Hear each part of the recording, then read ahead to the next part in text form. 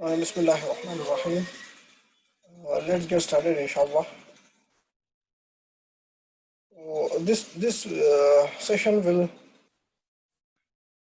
do the rest of the reactive forms, inshallah. Uh, or at least we'll try to cover whatever I had initially planned to cover, or if there is something extra, then we can go over that too, time permitting, inshallah. So where we left off last time is we designed a form, or basically we developed a form, and then we looked at how the reactive forms differ from the template driven forms. Template driven forms are kind of easier. Everything is a template. I don't know if it is easy or not, but I feel that they are a little bit easier. But as the forms get complex, then uh, they might get complex as well. With reactive forms, almost everything is controlled via the component class, as we have seen earlier, and the basic building blocks of a reactive form is a form control and a form group. And how we form the form group depends. We can just use the form group directly and instantiate other controls for it. Instantiate the form group and then add other controls, or configure other controls within the form group. Or we can use the form builder service, which provides a method of grouping related controls together.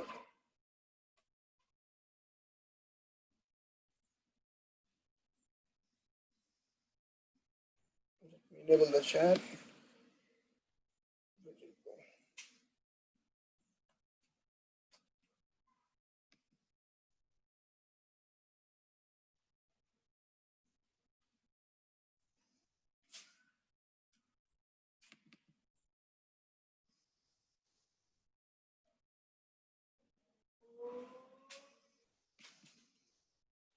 Yeah, some of the chat is not getting enabled.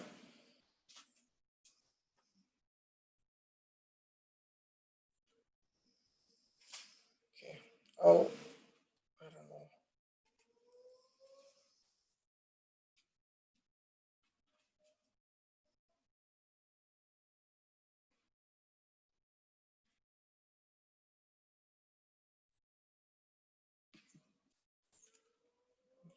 It's here now.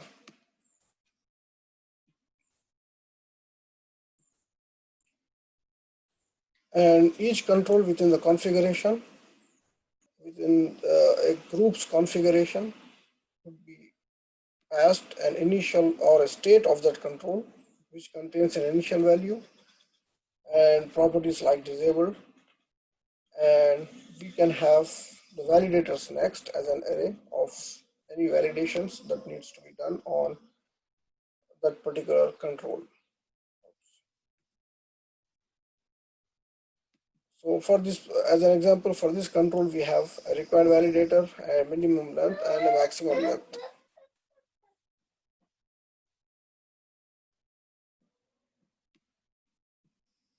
And the brand control just has one validation on it, which is required validation.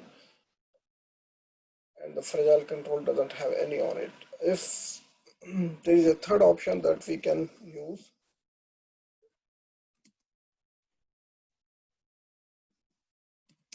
that is called asynchronous validation. So right now we don't have any explicitly defined, but if time permits, we'll go over those asynchronous validations. But the third uh, parameter to this particular array defined for the brand control or any other control for that matter is an array of asynchronous validators that could be passed after the synchronous validators. I'll take this off for the moment. And if we write any validator that are not provided but in Angular, then we can have something like custom validators over here within the same array as validators. And this is true for the asynchronous validators as well. So custom validators, something like this, and then dot whatever validation that we write for this particular application, or maybe it could be shared across applications. But whatever is not provided and whatever we write can go in the same array.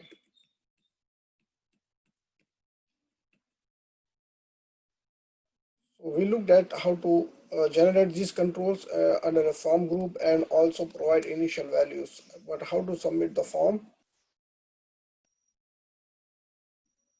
With template driven forms, we were writing directly to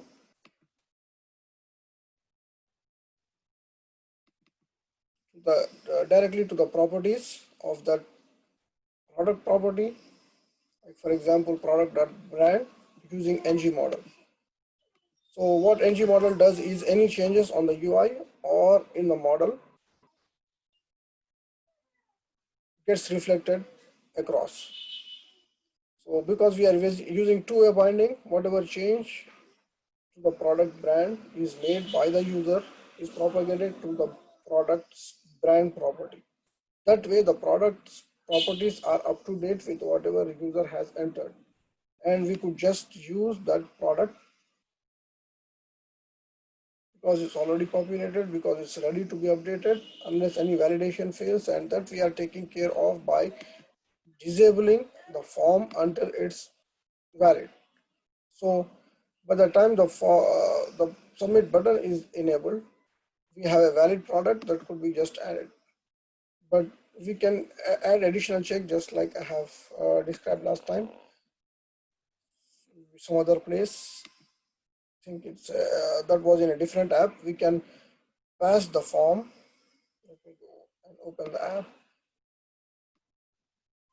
We can pass the form from the template and check its valid property. If it is valid, then go and do the add operation. Otherwise, just inform the user that something is not valid on the form. So that's how we did it with template driven forms. But with reactive form, things are a little bit different because we are not using two-way binding at all in the first place. We don't have anything called ng model. So how do we update that product's property and send that updated product to the database or to the backend API? Is we have to read these values. But before doing that, let's write to the console couple of things. We before adding the product, we'll write the product to the console,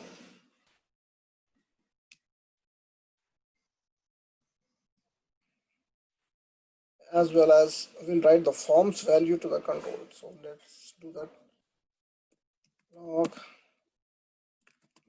product log form group value.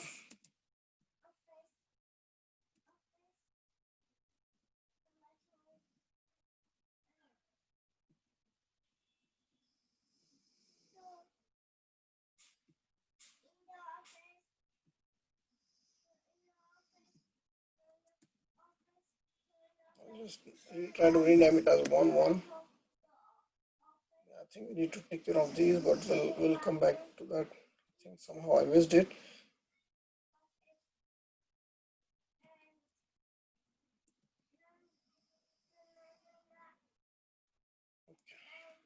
So we'll have to fix that because the submit button is still disabled and something is going wrong.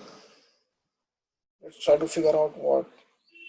So it's an object name control.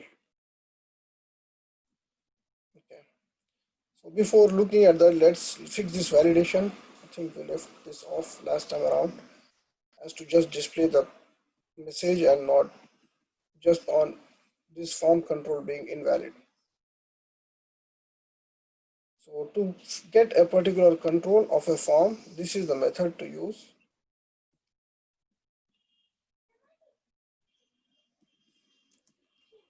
So we need this span to be visible.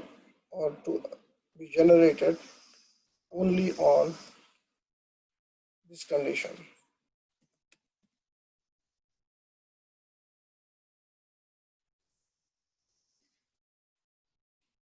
So go to the product form. From the product form, try to get a control by this name.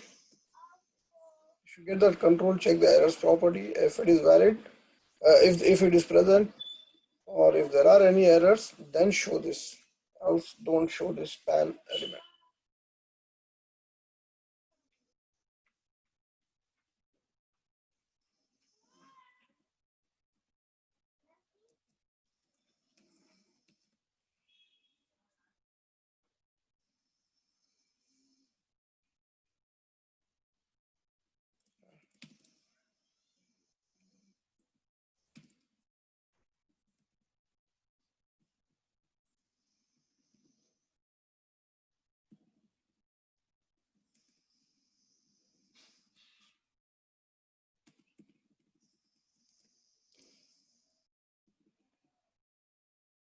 Similarly, the form control name.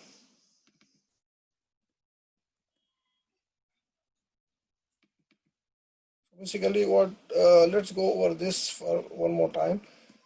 When we assign a form control name, this is the reactive form's way of writing tools for certain control. So, or as associating a control to a HTML element. So basically, what it means is whatever group is assigned to this form, look in that form for a property named brand control.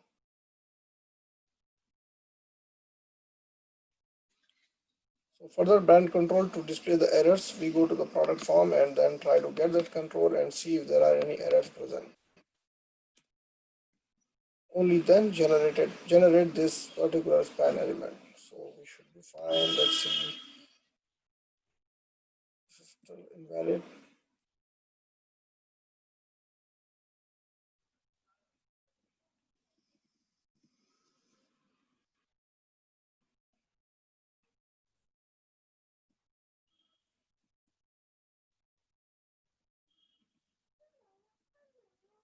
So now it's invalid because it's required.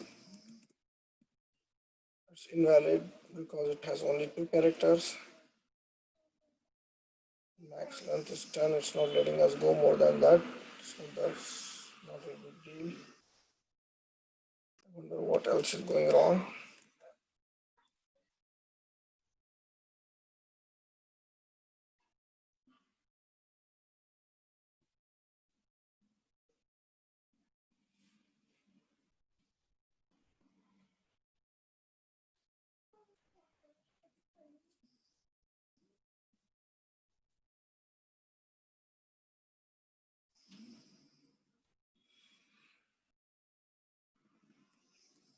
Let's take it out for now.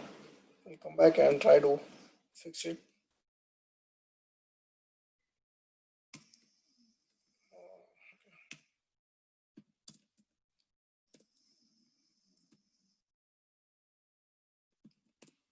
If time permits, I'll fix it and let you know what was going wrong.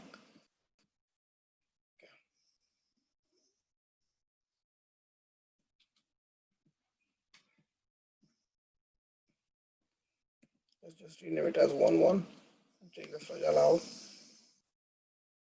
We need the console for that because we are just writing to the console instead of editing the product and updating our backend right now. But we'll do that in just a bit. But just to have a look at what's in the product property and what's in the form group. So I'm just writing form group dot value and this dot product. So it is dot product because we are assigned when this component is loaded, we are going to the database or we are going to the backend and getting the product and assigning that product to our product property of the component. So if you look at it, nothing has changed. It's laptop 1 instead of laptop 1.1, and the fragile is true instead of false. That's what we changed on the form. So basically, we cannot write directly to the properties because reactive forms depend on something called immutability. That is, we cannot, for the product to have any effect, we need to change or reinstantiate with the change properties our property called product. But with template driven forms, we were able to write directly to the properties. Here we cannot, and that is considered as one of the advantages of the reactive forms. So what we need to do is we need to, if we have to use the same API, this edit product or add product,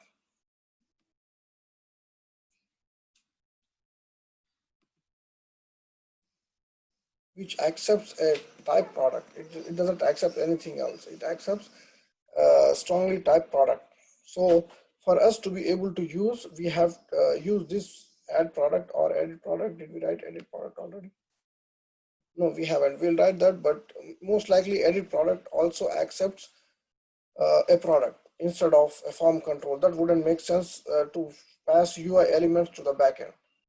So we'll have to pass a product. So we'll have to build that product.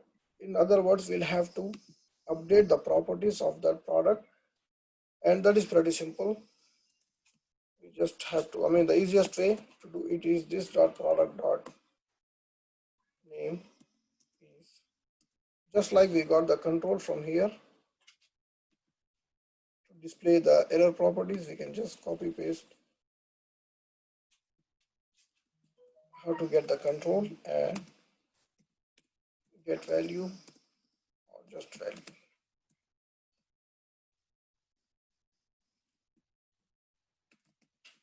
So you might have noticed by now that within the component class we need this dot to refer to its own properties, whereas with template we do not.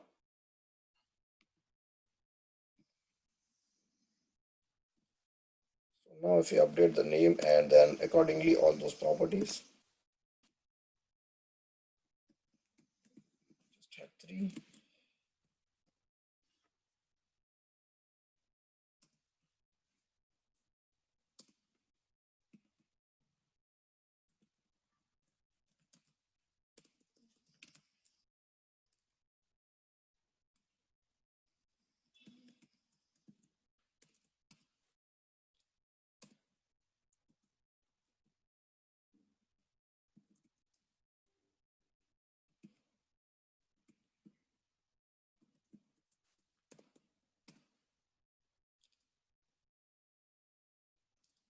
ID doesn't change, so we don't have to update.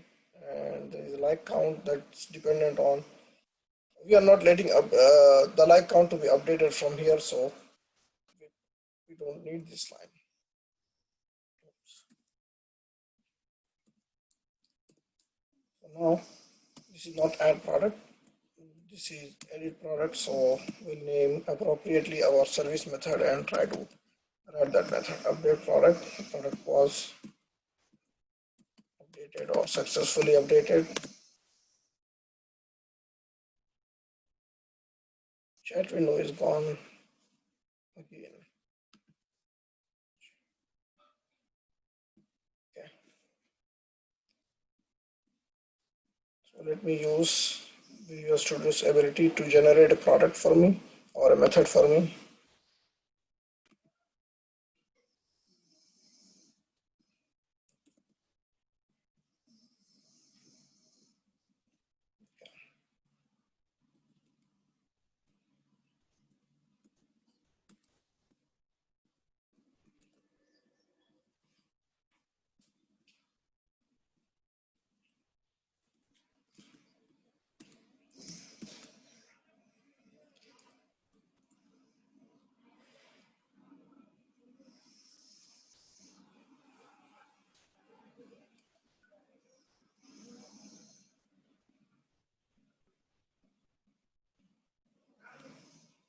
Okay.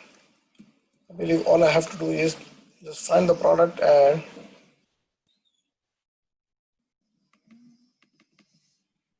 just change the property values, and yeah, that's all it should be. Let's try that. So this dot product dot find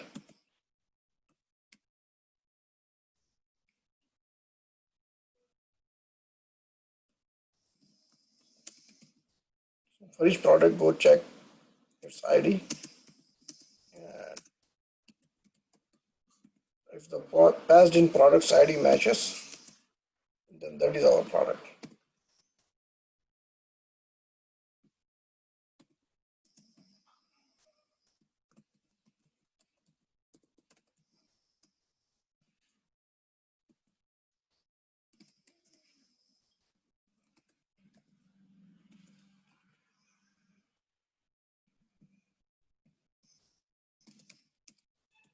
Product dot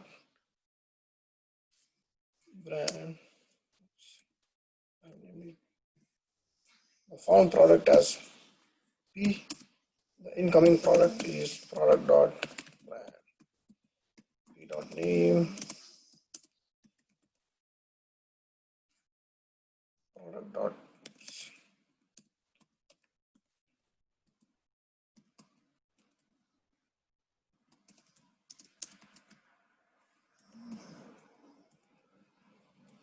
So that's all we are changing. It's complaining about product with small p not being a type. So just fixed it.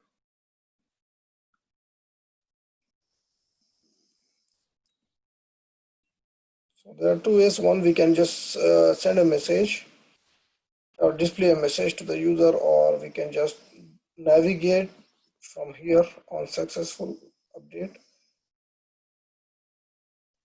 from this page to the product listing page.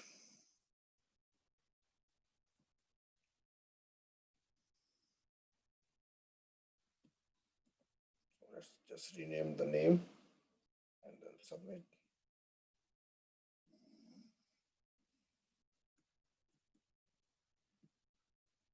Okay, let's update it over here. Somehow we didn't, I believe we don't have any UI for that message. So we'll just have a UI over here for, oops.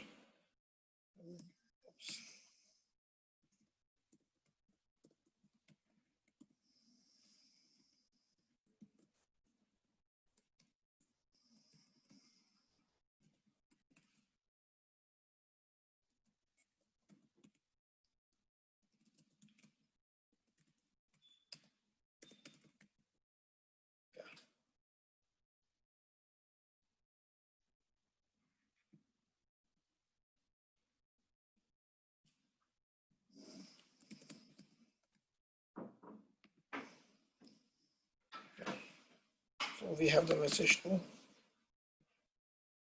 Not the greatest of message, but I just renamed it the same as brand or so. This is how we update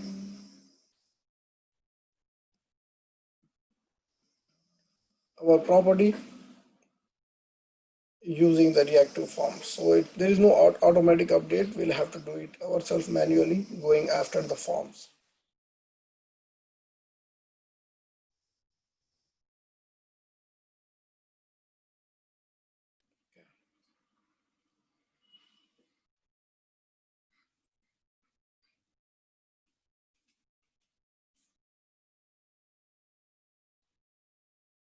Let me try to regroup and see what else could be done over here if I'm missing anything.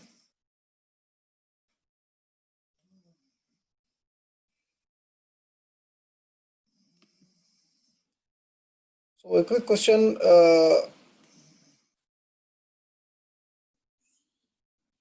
right now we are just utilizing some hard-coded data, and whenever we go to a new component, the same data is being used, right? So let me just elaborate on that.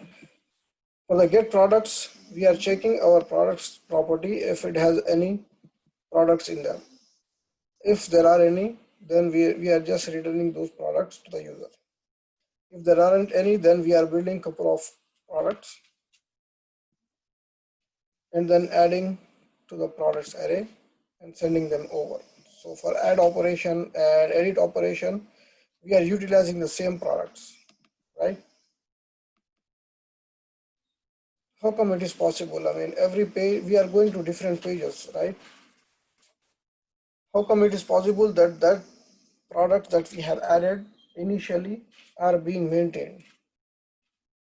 So this is one of the probably important interview questions is how come this is happening? How come we are utilizing the state? How come the state is not changing between the components? And the answer to it is we are utilizing the product service in each of these components, right? We are injecting the product service, but this service is provided at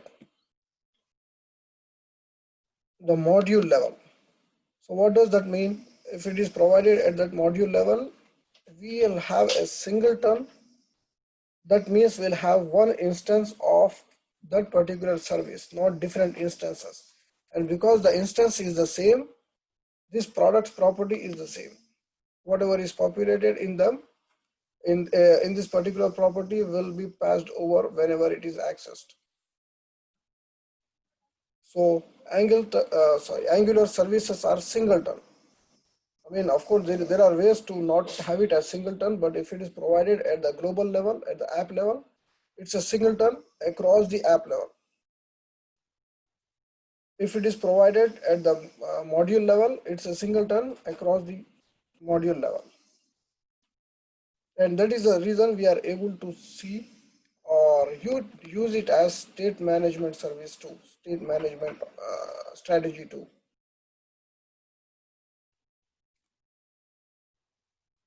So, for those who doesn't know what a singleton is, just Google it and then go over the definition. In short, I mean, it's pretty simple.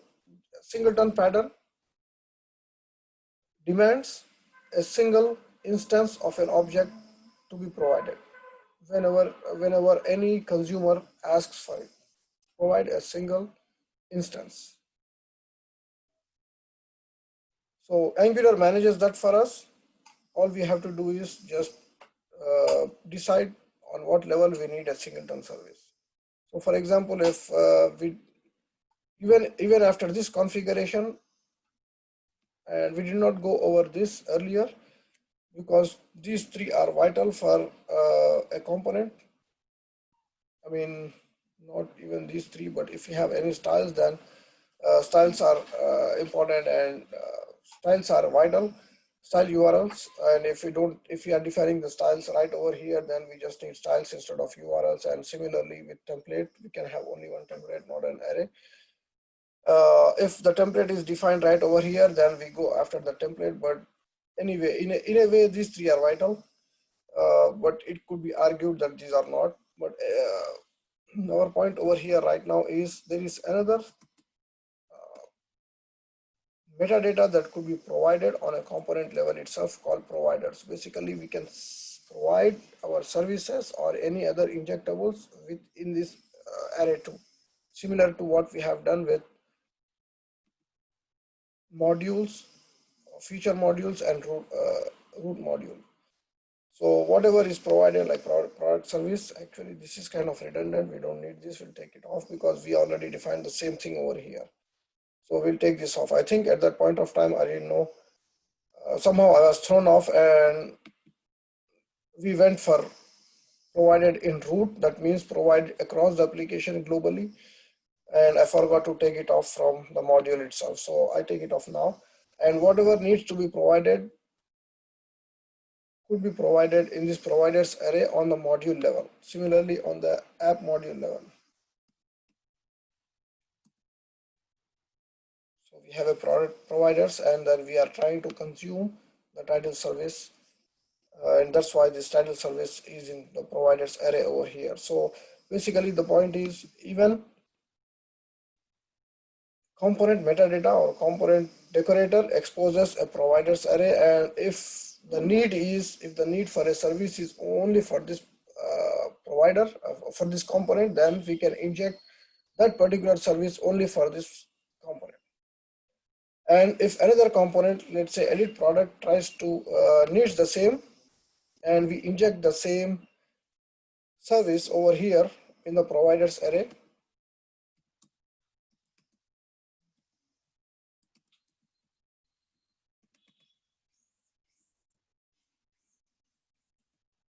these will not be singleton anymore. They are singleton across where they are defined. So they are singleton for this particular service, for this particular component, but the same products will not be reflected over here because it's singleton in this particular scope.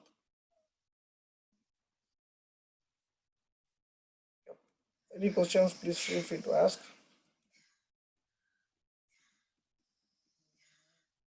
So I did those changes, and I mean, as you could have guessed, if we just need a service on a particular component and not across the module or across the application, we just provide it here instead of uh, at the module level.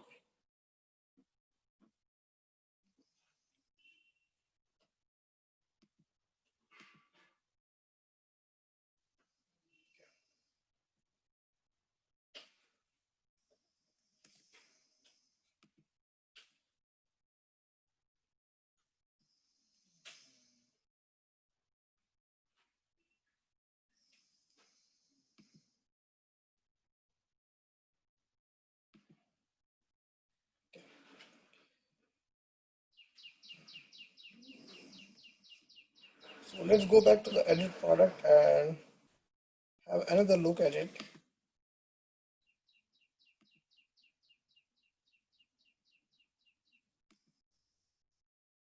And other thing is, as soon as we make some change to the application, because the application gets recompiled, we'll go back to the initial state. So that's why it's not Lenovo anymore. That was our last modification. It went back to the default, the default two products. Just submit it now. It's laptop 11. And if you look at the console over here, the first one is the product property, and it's displaying its new values after we submit, because we patched that, we set those values. We got the values from the form and we set it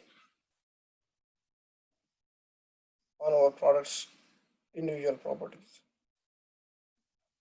So if we look at this one, the object that we are getting is name control laptop 11. Brand control is the brand, because it's not a primitive property or scalar property, it's an object, so that's why we are seeing something called brand. Fragile control, I believe I made some mistake over here. Let me see. Everything is good over here. Somehow it's displaying the brand. No, something is wrong. Brand control is good, but fragile control is showing the brand. So maybe I have mistyped. Okay, brand control, fragile control. I'm initializing it wrong. It should be fragile property, not the brand property.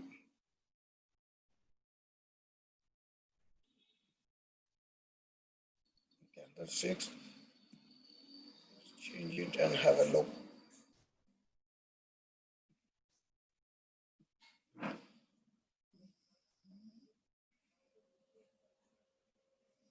So if we observe these two, we have other product, we have a brand property which we already know. Under the form groups value, the name is defined as brand control, name control, and fragile control. So instead of appending the control word to every one of those controls, we can just get rid of that control, but it might cause a confusion because the name is a property on the product type as well. But if you are willing to not or deal with that confusion,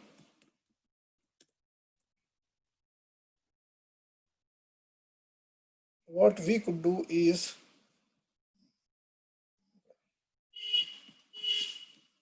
I need to change accordingly over here. So instead of that,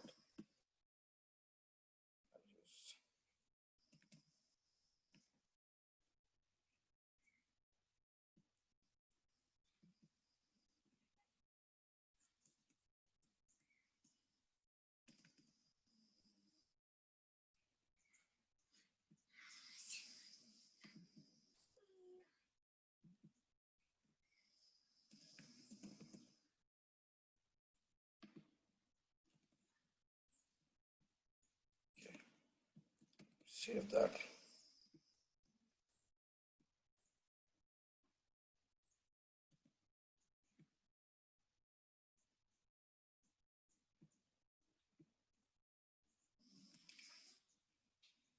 One more place, I believe we need to change. Hopefully this is the last place.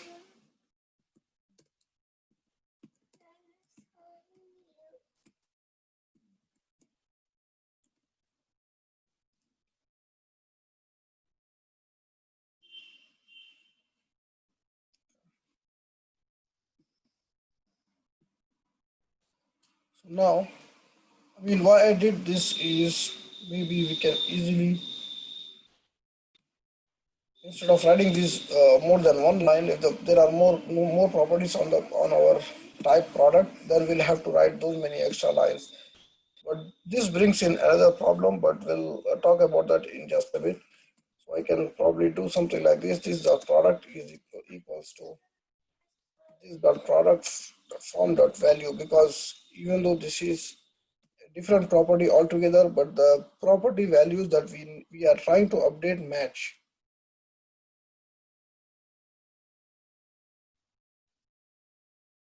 So let's see if the ID property is retained. So if it is not, then we can easily, I mean, we need to return that ID property. So you can do something like this. Store the ID property temporarily in an ID variable, and then assign the forms value to this product, because now we have the matching property names. Earlier we didn't. So if we are willing to match those property names, probably this is a shortcut to actually update the product itself. So let's see.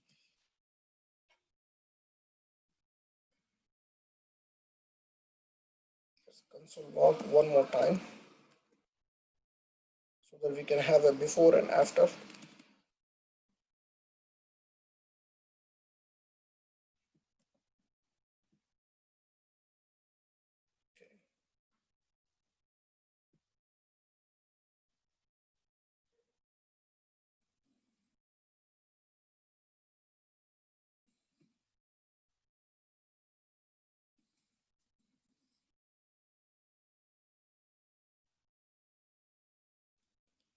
Anyway, instead of fixing that, you get the idea, right? So because the property name matches, we could assign the same object to our product property. Or let me just spend a minute just to see what's going wrong over here. Brand is of type brand.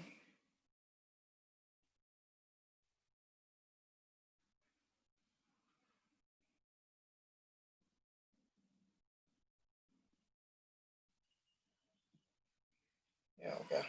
So because brand is a not primitive value or a scalar value, brand is of another type. So we'll for those types we'll have to go for the same thing. This dot product dot brand equals to this dot product dot get product group dot get brand dot value.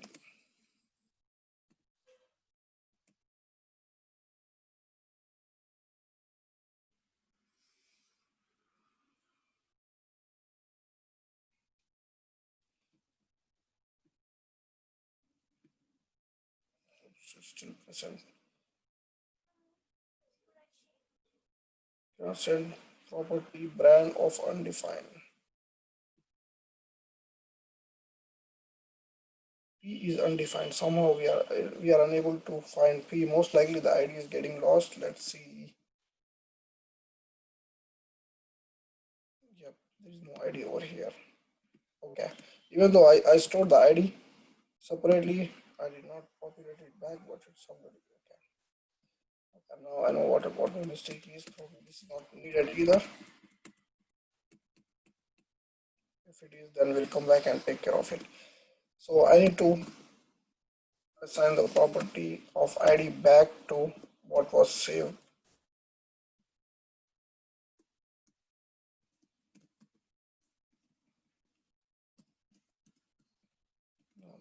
it should work now.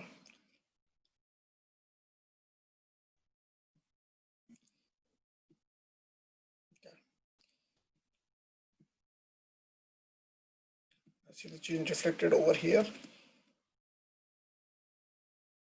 So we are assigning the entire product, right? So the ID will be lost, or actually any other property that we are not consuming or using over here will be lost too, if there was a like count.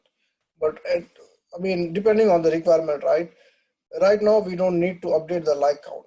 We just need to update those two properties, and that is being taken care of in the service without touching other currently not relevant properties. Product, all we are doing is going after the array, finding the product, and then updating these three properties. We are not touching anything else, so we should be fine with our current requirement. So depending on the requirement, we can opt this way, which is little less verbose or quite less verbose, depending on how many properties we are updating. In this case, we are updating only three, so it doesn't look like a big deal. 3 lines are actually getting replaced by 3 lines, which is not a big gain. But if there were 10 properties, and then the 10 lines might be replaced by only 3 lines. So it depends. But this again might cause confusion because the property names are same,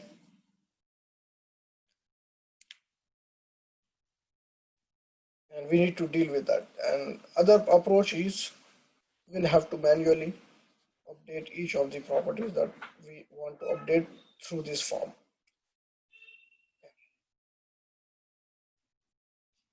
So we have an update product which actually just updates these three properties, right? What if we had to write a backend for it, the actual backend? Right now we are just mimicking a backend. So that would look something like this. Let me comment, or let me add append at the end and see how it will be. So basically, when we fetch something, when we get something from the API, the get method is used. And the get method is to get something out of the API. We have gone over this, but I think it's worthwhile to go over this one more time. So get is for fetching or retrieving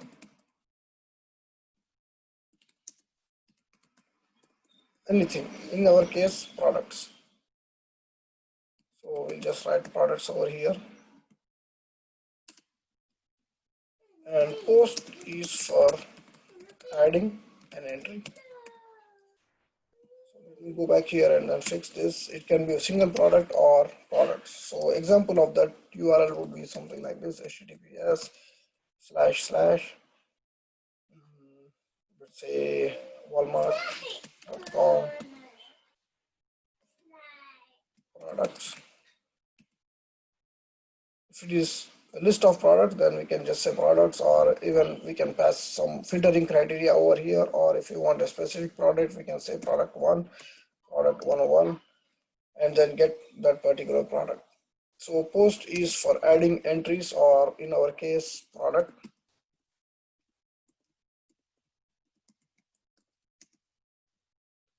So URL might look like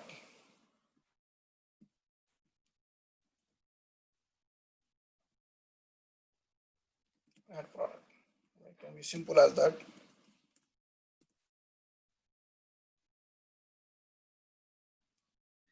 And the data, we need to pass the data of the actual product, right? And that would be passed in the body, not in the URL. So for all other methods, or I mean, let me take that back. For other methods other than get and probably delete, we pass the data as part of the request body, and each call to this URL or this URL is called a request, and that request needs a body or a query. In this case, it will be a query. 101 is kind of a query where we are saying, okay, give me products or product with ID 101. Or if 101 is taken out, then This is part of the query too. Give me products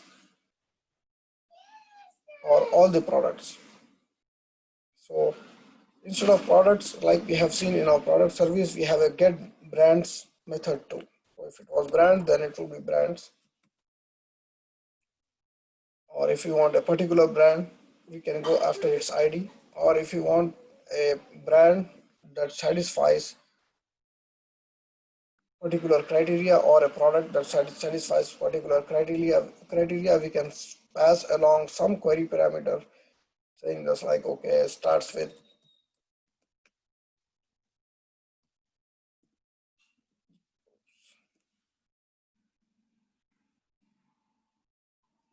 something like this,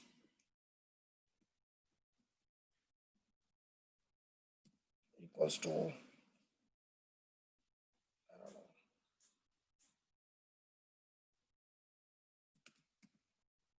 don't know, so get me all the products. I mean, there might be hundreds of products from Lenovo, or starts with L, or and the brand should be Lenovo. So something like this. This is all part of the query. So if Walmart has implemented and exposed that kind of API for us, where we can filter or search for products, then we can pass the query like this. Or we can opt, instead of, if Walmart has implemented it in a different way, and I have seen some companies implement or get rid of get method all the time and use only post method. Basically what it means is, okay, call this URL, but whatever the query you are trying to pass me via the request body. So request body would be something like this. If you are posting it to this URL, it would be our product, basically JSON representation of our product. So it would be something like ID is one, brand is the new brand, because brand itself is another property, another object. It would be something like ID 101. Name of this brand is Dow. So something like this. So this is what the product body would look like.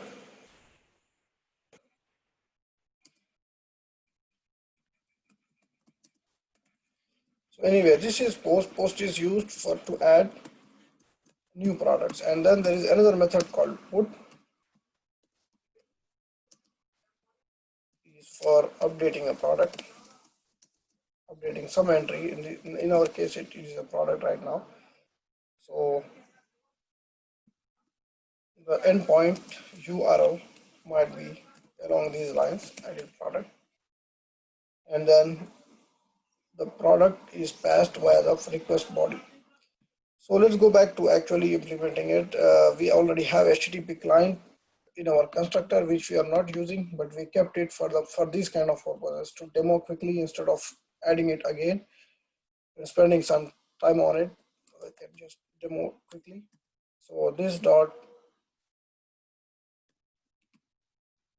HTTP client dot in this case it should be post, and as we can see from this helper window, it accepts a URL, it accepts a body, and it accepts something else too.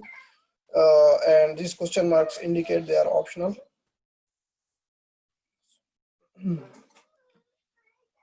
So at the minimum, it needs a URL and a body. So URL would be whatever our endpoint URL would be, and it needs a body. And in this case, we can pass the product as is. That's all it is. Even though theory is a little bit complex. So at the minimum, this is all it is. It's pretty simple. And if this returns something, most of the time the backends return a success message of either true or false, depending on the success of this operation. If it is successful, then probably we'll get a true, and then false, or we can get a 1 or 0, or we can get product back itself, or sometimes we can get number of affected rows in this case because this is just one product. And depending on the database design, it might touch multiple tables, and if it touches multiple tables, then we might have more than one updated records. So let's say if it returns int, we can make it return integer. Oops, there's no integer in here in JavaScript. So if it is a number, then we can subscribe to the result of it, and the data in this case would be a number. If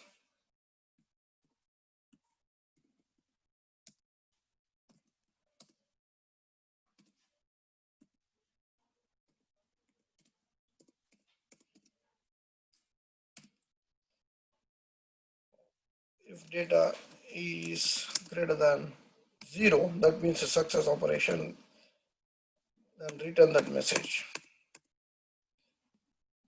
At this point, our update method is not returning anything, so in our new case, it will be returning of type number. Return 0. I'm sorry, return data. If we are, instead of opting for number, we can even opt for a message. So instead of hard coding the message over here, we can just consume the message that is provided by this update method and show that message instead of worrying about what to show and adding the logic of if it went successfully or not. In the component itself, it can just ask the service to give it that message or give it that status.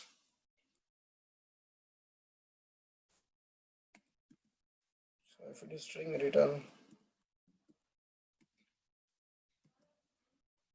updated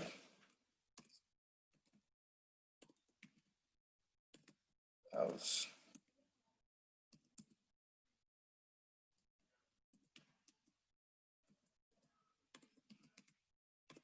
Problem.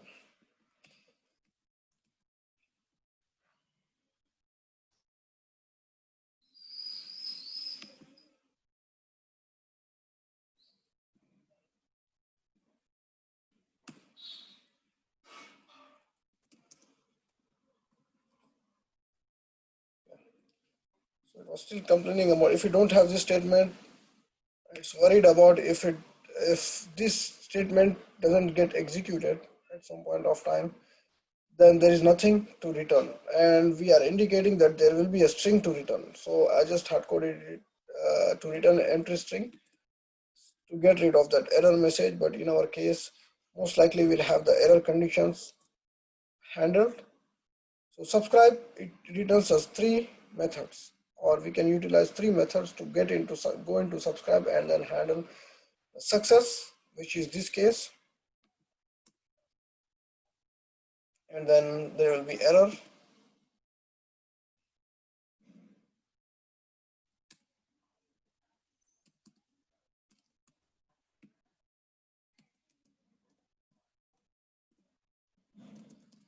And finally complete. Anyway, I did not write that earlier. So if I write those, expand on those, and return explicitly from each of those, then that error will go away. But this is a different way of just getting rid of that error. Anyway, this was for demo purposes, so I'll just take this out. Okay, I'm sorry. I mean, this should have been a put and not post. Post is appropriate for add. So this is a kind of a demonstration for add, but for updating a product, basically that means that product exists. We need to pass in.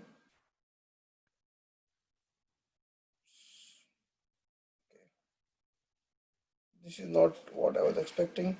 Put is supposed to accept an ID or some identifier initially, but it has a 14 plus overloads. I think one of the overload probably would accept an identifier. Oh, come on. Product there is no this for this. Product is a parameter, it's not a property on the class level. So,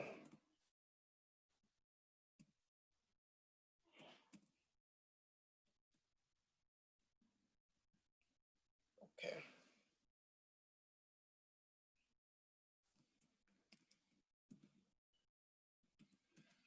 okay.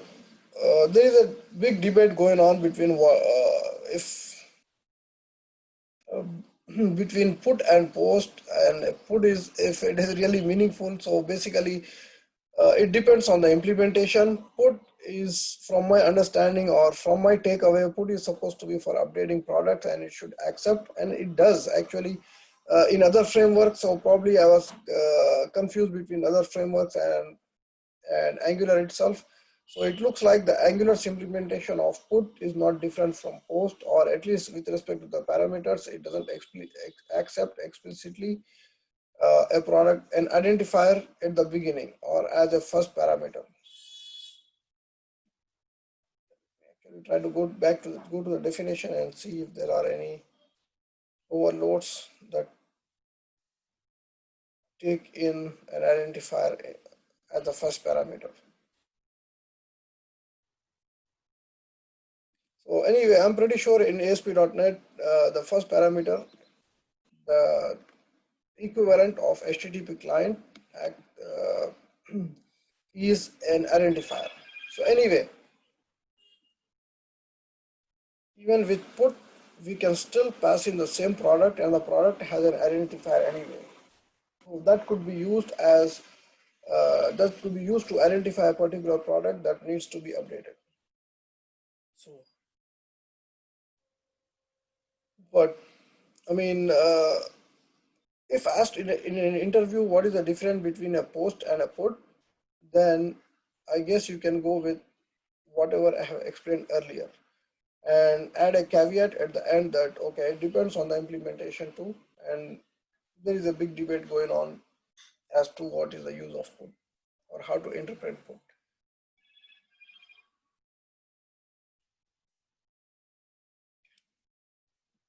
So let me take this off because we don't have a backend at this point of time, and if we have time then we can go for a backend too, but that would be more involving. If we do, then we'll come back and then change these methods to use the HTTP clients methods. And since we have a return type, we can even just return some string over here, and assuming that everything is successful, we'll return success message.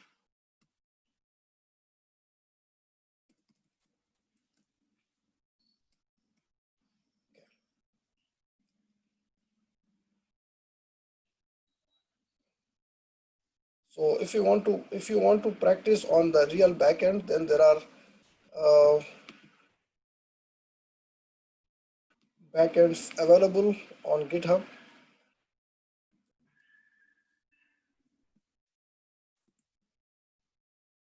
Okay, this comes in the search itself. So public API is a collective list of free APIs, and it has a lot of APIs.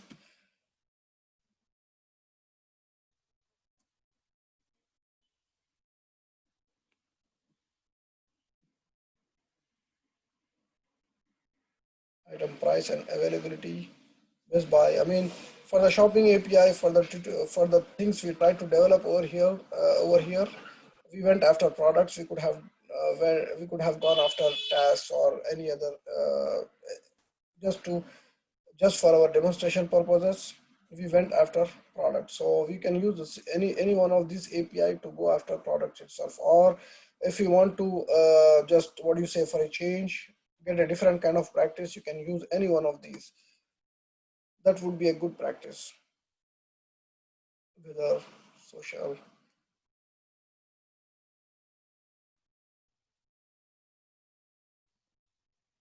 events might be a good practice because it will involve dates and all that stuff. Scheduling, that would be kind of challenging too, as well as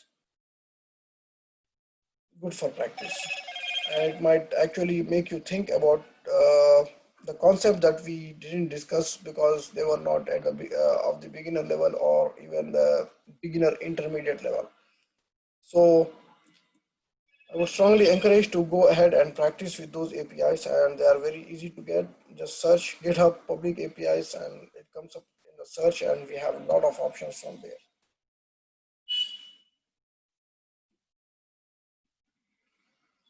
Okay, let's move on.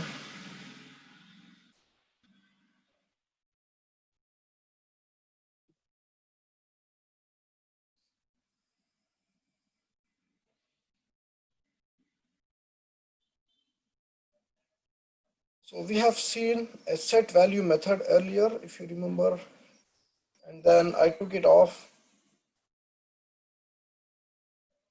because we were initializing all these things in the group method itself of the form builder.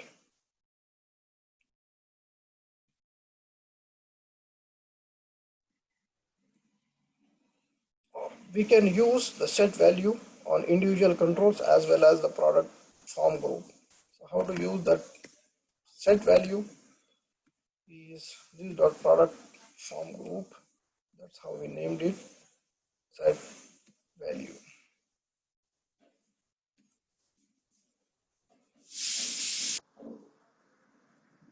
And our controls name is just name.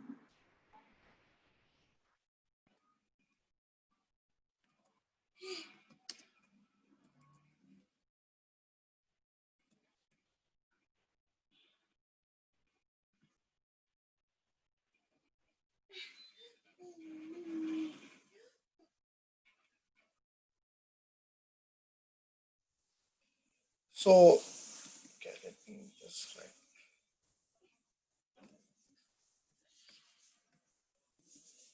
So I just changed from set value to patch value. Let's see if that works. And it worked. Now we initialize the form using the group method with the actual product name. But right after that, we just initialized it back, reinitialized the name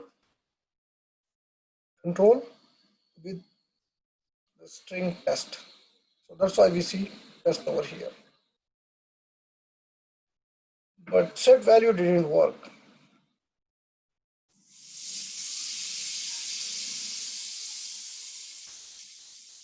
And the error message says must supply a value for form control with name brand.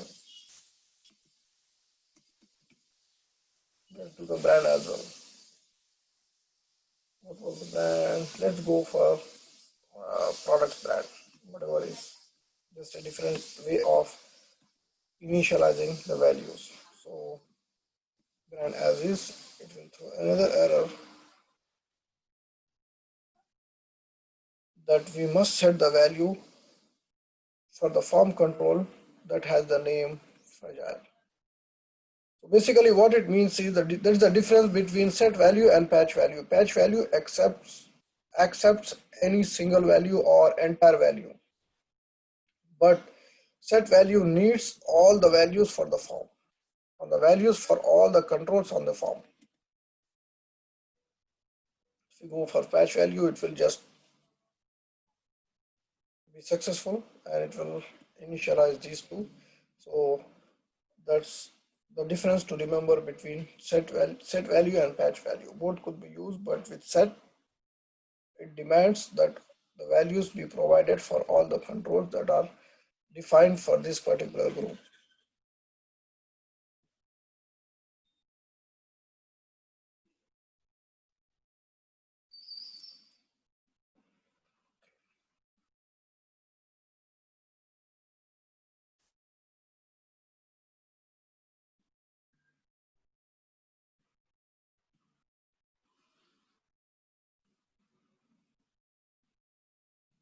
Okay.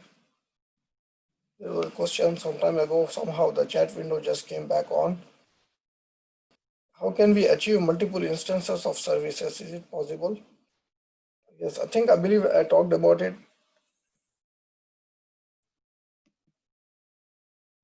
You mean, that question might mean What from whatever I have explained, can we have multiple instances within the component itself?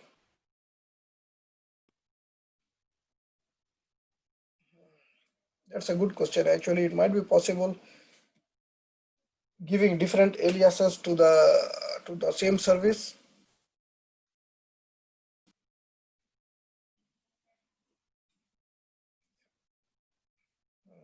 The short answer is I don't know. If the question means,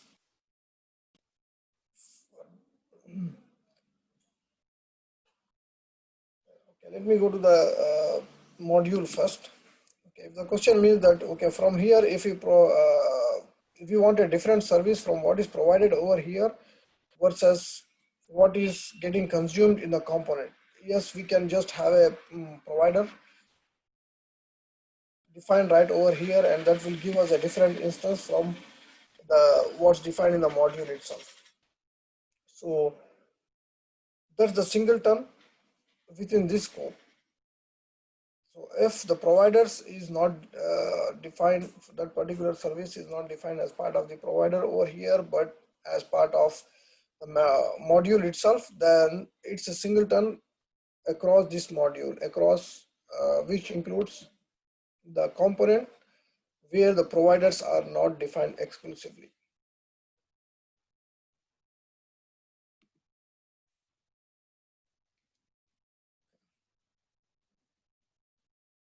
But if the question actually is asking me, let's say on the management, on the module level itself, can we have multiple instances?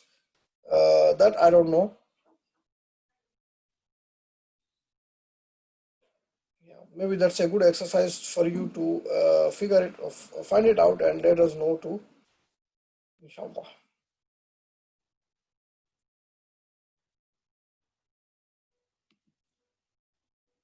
The window is gone again.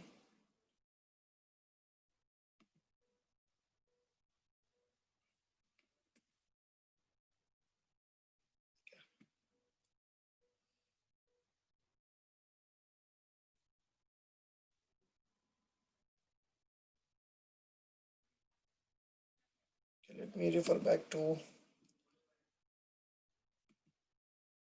my notes and see what we can take care of at this point of time.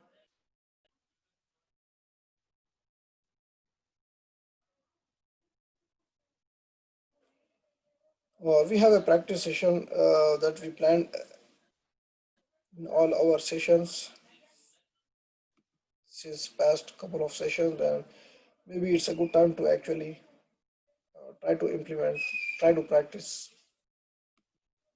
on our different app. So I believe where we were left off is add task component. And add task component has its form, and it's a template driven form. So let's jump on it and then have an edit, or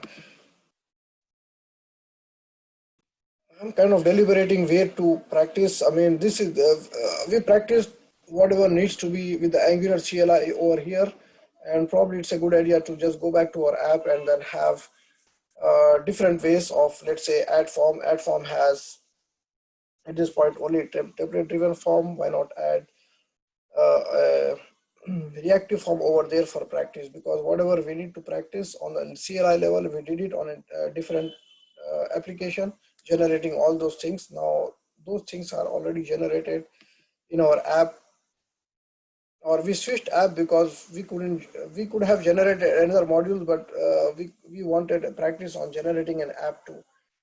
So that I think served our purpose, and we can get back further practice on our main app itself.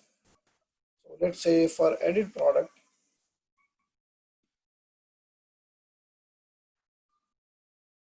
let's go after add product itself and have a reactive form over there just for the practice. Even though the difference between add and edit is trivial, we are pre-populating the product or whatever we are trying to edit. Whereas with add, we don't have to do that. That step is not needed.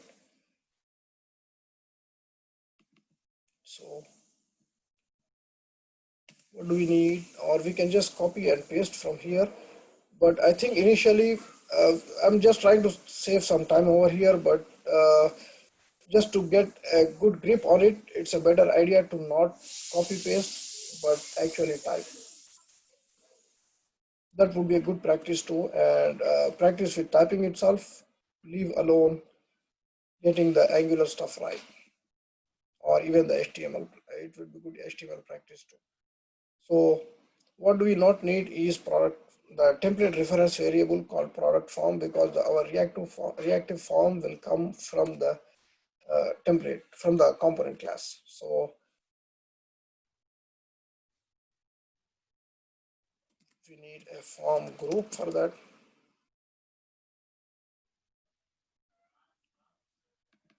Let me open this for the reference too, and we need to bind the form group to something called add product form, which we'll define in the component class in just a bit. Add product form, and submit will be the same, but I'll just write another submit form because we need to set or patch all those values from the form to the model.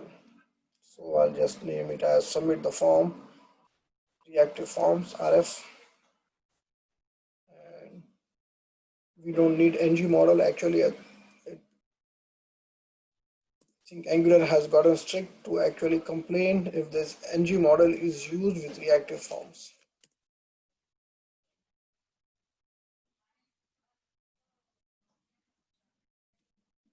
Ng model is off even from here. We don't need the template reference variable anymore. So I take that out. Even the required things or HTML require attribute is not needed because we'll provide one through the reactive form or through a form group, through a form control.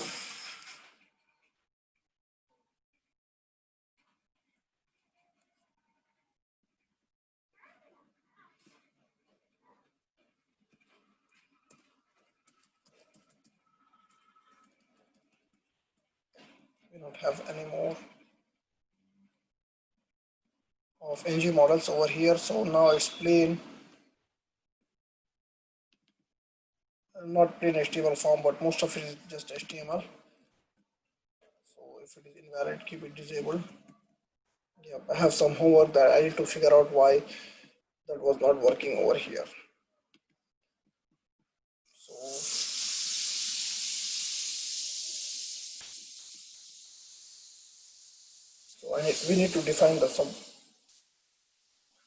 the form method and as well as our form group. So let's go back over here in init.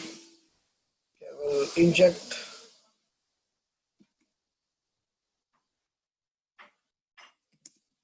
form builder.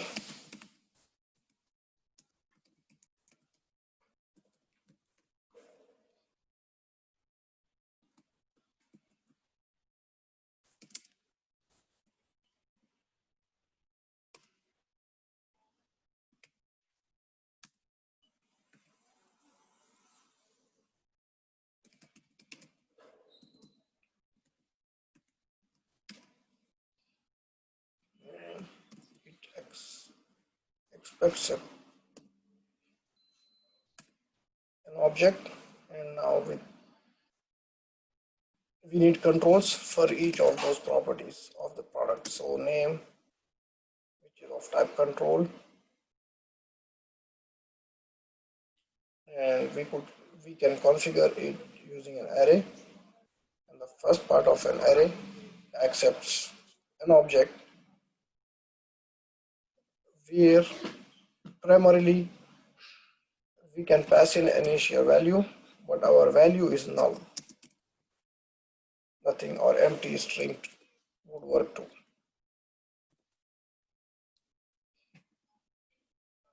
We don't have to pass in anything, it will interpret the value as null. Just a different method. We have seen the other way of doing it in the edit form. So we can just pass in a null or an empty object. And the next one is for validators. We need a validator of required. So it's a static property in validators class. So we need a required, and we can see. I mean, you could have gathered from that helper window what kind of validations are provided by Angular. So there is a pattern validator where we can pass in a regular expression, minimum length we have seen, required. That's all those are. These are standard apply arguments, bind, call. These are standard JavaScript stuff.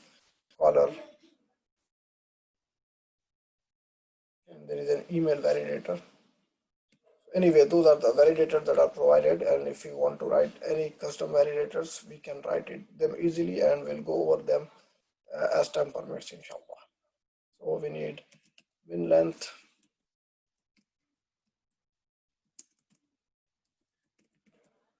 validators dot max length of 10. That's what we have been doing, so we'll stick with that.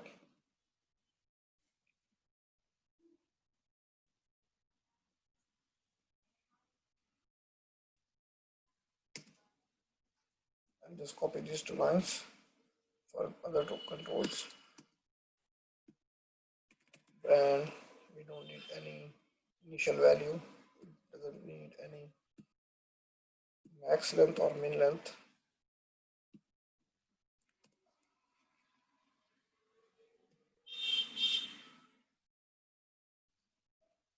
And actually this one doesn't need anything.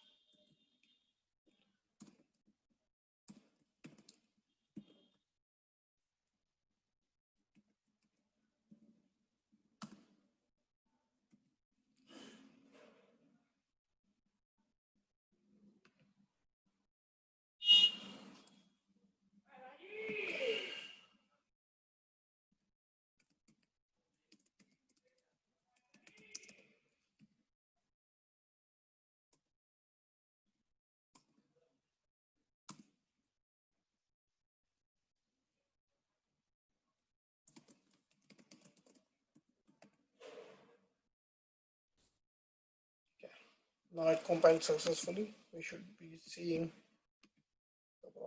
two forms on this control, on this particular route. Let's add line breaks.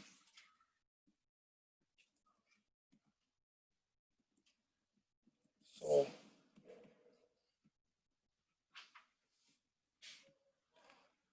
over here we need to patch that values or pass in the values from the control to our product and then call the product.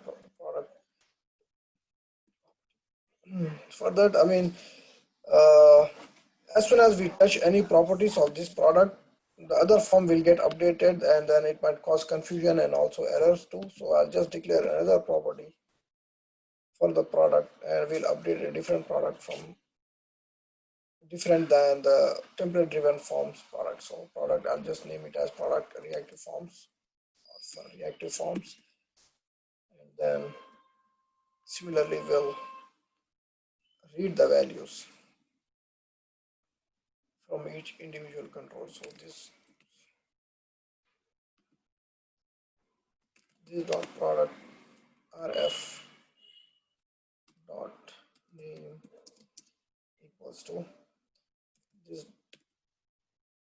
dot add product form dot get. That's how we get the control using the name. Our name was just name and then we get value from there.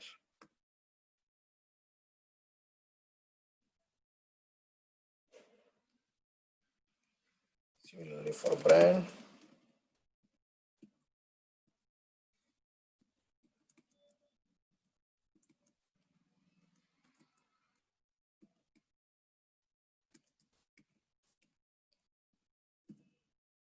Then once the product form is not instantiated over here, so it will result in error. So I'll just fix that initializing it right here. Product. So that is taken care of. Properties are populated, and I believe we can just use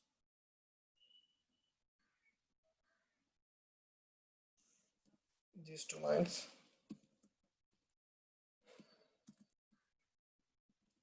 But I need to update the send in a different product RF, not this plain product. So that should be all. Let's try that. Reactive forms. Let's go for down and then submit. Oops. Okay, the message is getting displayed in between these two forms, so we are fine with that. It's some aesthetic thing. We can just have another property called message RF and display the message over here. Right now it does convey that okay, the product was added. Maybe you have this form rather than this form. Anyway, let's go back to the products and check if that was added. Oops. Okay. Something is off.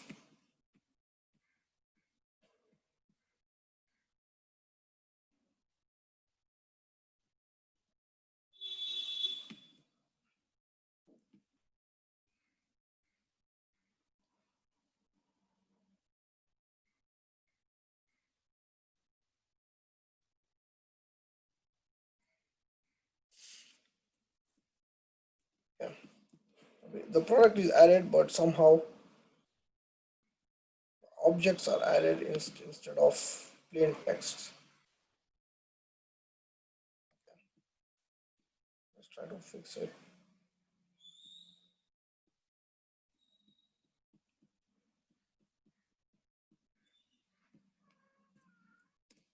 Log.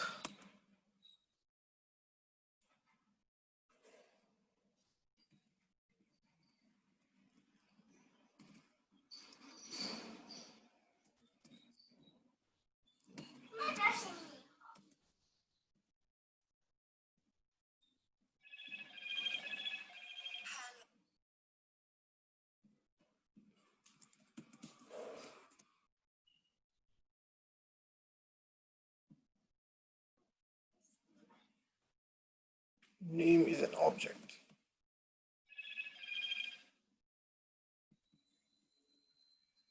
Okay. Anyway, because our time is very near, I'll look into it and try to fix it, and I'll explain what went wrong in our next session, inshallah. All right, till then, keep practicing. Assalamu alaikum wa rahmatullahi wa barakatuh.